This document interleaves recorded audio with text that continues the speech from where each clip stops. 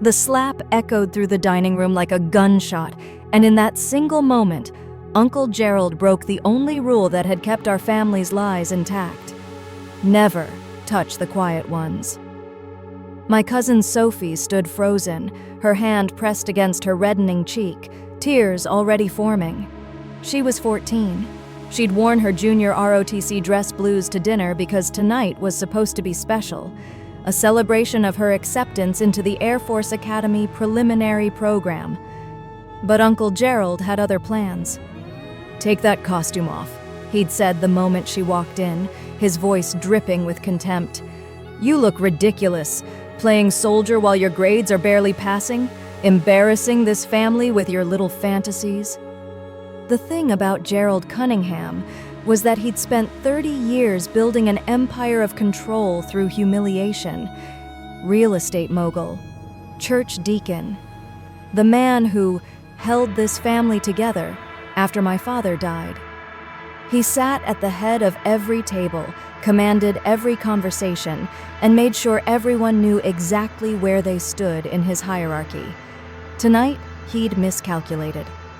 I watched from my usual spot at the far end, the forgotten corner where they always seated me, Aunt Lisa's disappointment, the family member who'd wasted a full scholarship to study photography instead of law, the one who came back from traveling abroad 4 years ago and now worked some government desk job that nobody understood or cared to ask about. They saw the quiet 32-year-old woman in the simple black cardigan and slacks. They didn't see the operational call sign. They never asked why I wore my Apple Watch on my right wrist instead of my left, or why it never showed the time. "Sophie, answer me." Gerald's voice rose. "Are you stupid? I asked you a question." My mother, his sister, sat rigid, her hands clasped so tight her knuckles had gone white. She'd learned long ago not to challenge him. We all had. Gerald controlled the family trust, the properties, the inheritance my father had left. He'd made sure everyone knew their place. "It's not a costume," Sophie whispered, her voice shaking. "It's my uniform. I earned—" The slap came fast. My mother gasped. My aunt covered her mouth. My uncle's 2 sons, Gerald Jr. and Marcus, both attorneys in their 30s, shifted uncomfortably but said nothing. They never did. "You earned nothing," Gerald hissed, standing now, looming over Sophie. "You think putting on a uniform makes you special? You think some military program is going to save you from being exactly what you are? Mediocre?" Something cold settled into my chest, that familiar ice that came before operational decisions, before classified missions, before moments when hesitation meant casualties. I stood. The chair scraped against hardwood. Every head turned. "Sit down, Rachel," Gerald said without even looking at me. "Nobody asked for your input." "Sophie," I said quietly, ignoring him entirely. "Come stand by me." "Did you hear me?" Gerald's face was reddening now, that familiar precursor to his explosions. "I said sit down. This doesn't concern you." Sophie looked between us, frozen. "Now, Sophie," I said, my voice calm, controlled, the voice I used in situation rooms. "Come here." She moved, slowly at first, then faster, crossing behind Gerald's chair to reach my side of the table. I placed my hand on her shoulder. Gerald laughed. It was an ugly sound. "Oh, this is rich. The family failure is going to what? Protect her? You going to take some pictures of me, Rachel? Document this for your little blog?" "Uncle Gerald," I said quietly, "I need you to sit down." "Excuse me?" He was moving now, coming around the table toward us. 6'2", 220 pounds, chest puffed with decades of unchecked authority. "You need me to sit down? In my house? At my table?" My watch vibrated once against my wrist. Short pulse, an encrypted alert only I could feel. "Your house," I repeated. "Interesting. Who holds the actual deed, Gerald?" He stopped. "What did you say?" "The house. This one, 24 Ashford Lane, McLean, Virginia. I kept my voice level, conversational. Who holds the legal deed? I do, you stupid girl. Your father left it to me in trust when he left it to the family trust, I corrected. Administered by the executor of his estate. Who would that be? My mother made a small sound. She knew. She'd always known but had never said anything, never challenged him. Gerald's jaw tightened. I'm the trustee. I manage everything. Trustee, I nodded. Not owner. And who appointed you trustee? The will specified that the trustee position would be held by whoever Dad designated in a sealed letter with the family attorney to be opened 1 year after his death. I tilted my head slightly. That letter was opened 8 years ago. Want to guess what it said? The room had gone silent. Even my cousins had stopped pretending to check their phones. Gerald's voice dropped to something dangerous. You're crossing a line. The line was crossed when you put your hands on a child, I said. But let's finish this conversation about ownership. The house, the investment properties on Willow Creek Drive, the commercial units in Arlington. The 3 accounts at Virginia Commonwealth Bank. I paused. Shall I continue? His face had gone from red to pale. How do you... Sophie, I said, still looking at Gerald. Go into the kitchen and wait there. But now. She went. The moment she was gone, I took 3 steps forward. Gerald held his ground, but I saw the uncertainty flickering in his eyes. He still thought he was bigger, stronger, more powerful. My watch pulsed twice. Acknowledgement. Protocol initiated. You want to know what I really do, Gerald? I asked softly. You never asked. None of you did. You just assumed. Photographer, traveler, government desk job. I smiled, but there was no warmth in it. Let me tell you a story about the last 4 years. Outside, somewhere in the distance, I heard it. The distinct rhythmic thump that most people wouldn't notice or would dismiss as traffic. But I knew that sound. AH-64 Apache, maybe 2. Low altitude, probably circling at the county line, right on schedule. 3 years ago, I continued, I sat in a bunker in Kandahar while mortar fire shook the walls. I was embedded with a special operations unit, not as a photographer, though that was my cover. I was there as a signals intelligence analyst with a TSSCI clearance and JSOC tasking authority. Gerald's eyes narrowed. That's not... 2 years ago, I spent 8 months in Berlin tracking a weapons trafficking network that was supplying improvised explosive devices to 3 different terror cells. We dismantled it. Saved approximately 240 lives, though that number is classified. My mother's hand was at her throat. Last year, I said, taking another step, I came home. Not because I was done, because I was promoted. I now work at exactly 1 location, Fort Belvoir, Virginia, 72nd Military Intelligence Group. My office is in a building that doesn't appear on any public map. The sound outside was getting closer, distinct now. Definitely 2 helicopters. Gerald tried to laugh, but it came out strangled. You expect me to believe? I don't expect anything, I said. I'm telling you facts.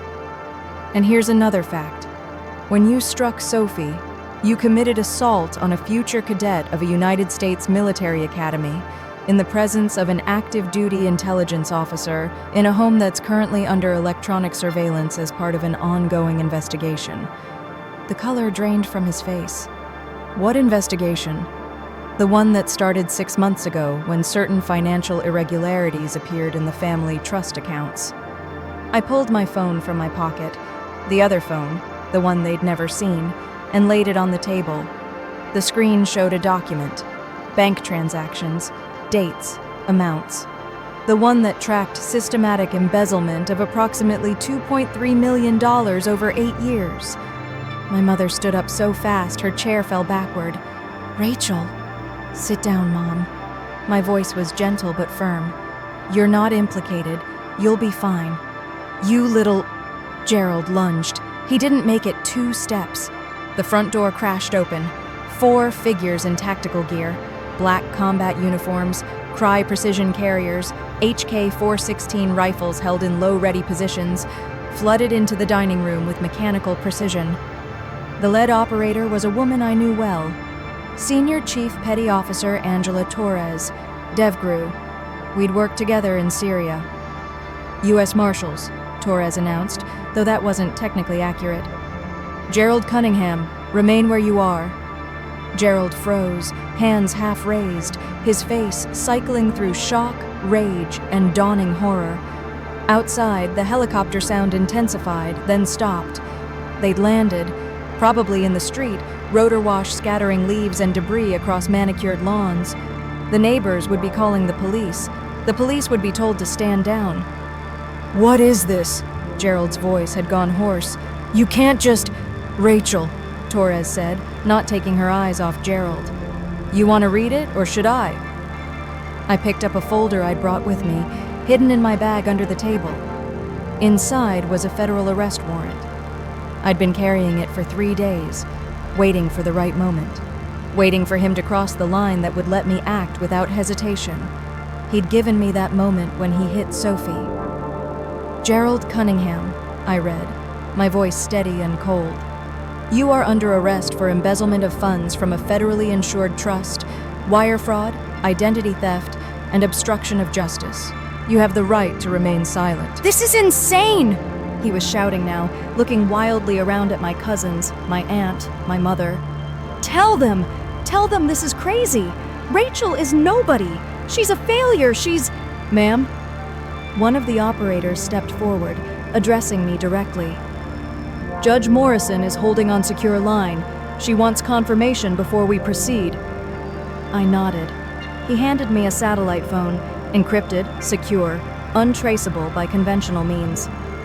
"This is Cipher 7 Actual," I said, using my operational call sign, the one that appeared on exactly 12 documents in the entire world. "Rachel." Judge Morrison's voice was warm but professional. "You have eyes on?" "Affirmative. Subject is contained.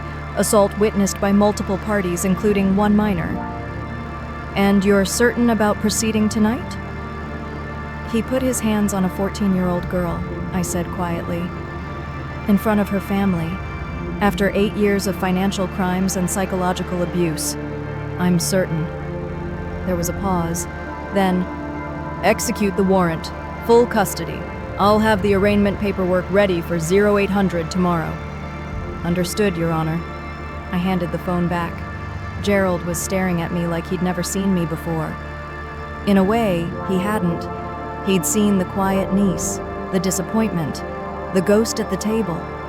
He'd never seen Captain Rachel Cunningham, Military Intelligence Corps, with a security clearance that exceeded most generals and direct operational authority that came from a very small office in the Pentagon.